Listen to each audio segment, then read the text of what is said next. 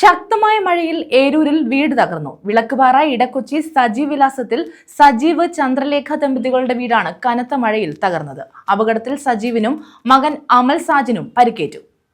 ശക്തമായ മഴയിലാണ് ഏരൂരിൽ വീട് തകർന്നത്. വിളക്കുപാറ ഇടക്കൊച്ചി സജീവ് വിലാസത്തിൽ സജീവ് ചന്ദ്രലേഖ ദമ്പതികളുടെ വീടാണ് കനത്ത മഴയിൽ കഴിഞ്ഞ രാത്രി നിലംപൊത്തിയത്. ഈ സമയം വീട്ടിലുണ്ടായിരുന്ന സജീവിനും മകൻ അമൽ സാജിനും ഓടും മേൽക്കൂരയും വീണ് പരിക്കേറ്റു. തലയ്ക്കും കൈക്കും പരിക്കേറ്റ സജീവിനെ പുനലൂർ താലൂക്ക് ആശുപത്രിയിൽ എത്തിച്ച് ചികിത്സ നൽകി.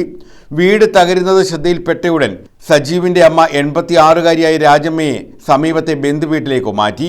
വീടിനുള്ളിലുണ്ടായിരുന്ന കട്ടിലുകൾ, അലമാര, കസേരകൾ ഉൾപ്പെടെയുള്ള വീട്ടുപകരണങ്ങൾ പൂർണ്ണമായി തകർന്നു.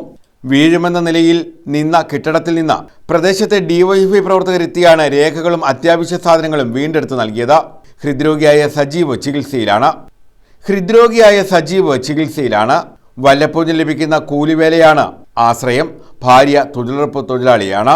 ഇന്നലെ രാത്രി ഒരു 10:30 മണിയായി. ഞങ്ങളിങ്ങനെ ഇരിക്കുകയായിരുന്നു. പെട്ടെന്ന് ഇടിഞ്ഞു വീഴുകയുണ്ടായത്.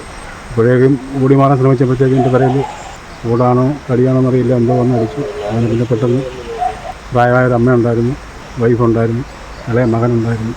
മകൻ്റെ മണ്ടയിൽ കൂടെ അത് വീണത്. അപ്പോൾ അത് പിന്നെന്തായാലും ഞാൻ പെട്ടെന്ന് വന്ന് മകനെ എടുത്തു കഴിഞ്ഞപ്പോഴാണ് ഈ ബ്ലഡ് വരുന്നതായിട്ട് തോന്നിയത്. അങ്ങനെ പിന്നെ അടുത്തുള്ള രണ്ടുപേരെ വിളിച്ച് പുനലൂർ താലൂക്ക് ആശുപത്രിക്ക് പോയി.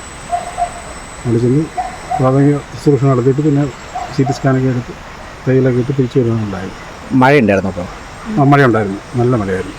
10 മണി സമയം. വീട്ടുപകരണങ്ങളും രേഖകളും അങ്ങനെയൊക്കെ അതെല്ലാം ആ അലമാരയ്ക്കകത്താണുള്ളത്.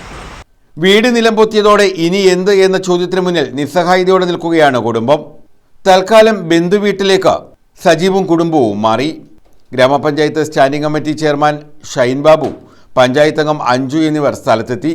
വില്ലേജ് ഓഫീസർ ഉൾപ്പെടെയുള്ള റവന്യൂ സംഘത്തെ വിവരം അറിയിച്ചു. News bureau, Anchal.